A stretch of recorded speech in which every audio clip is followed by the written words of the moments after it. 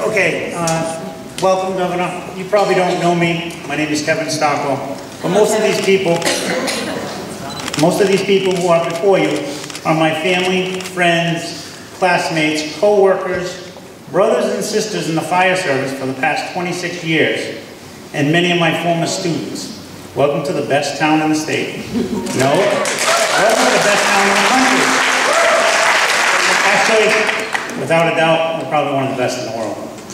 I am one of the 50 or more volunteer firefighters who are going to be responding up to that power plant. I live a mile and a half from that power plant.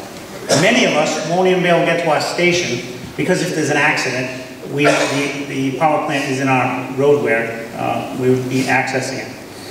My family and I live approximately 1.5 miles, and we'll be trying to get through 40,000 gallons of 19% ammonia. Not 20, 19.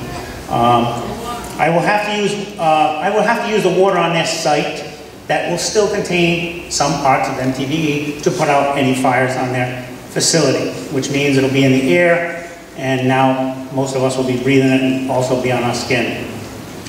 Energy has poked a sleeping bear because in Energy's segmented application, many people in the borough do not trust our government anymore, which is very sad. You and the siting board can tell by the number of people who came out to this meeting, the town council meetings, the zoning board, and utility boards. We also have probably one of the most amount of people applying for town council positions. We need a person leading this great state who wants to keep money here rather than spending money on bad ideas like cooler and warmer and this new power plant in the most pristine area of the state. I would like to see more student and company competitions within our state to come up with better, cleaner, and greener ideas. I would gladly join you and your staff in making Rhode Island #1.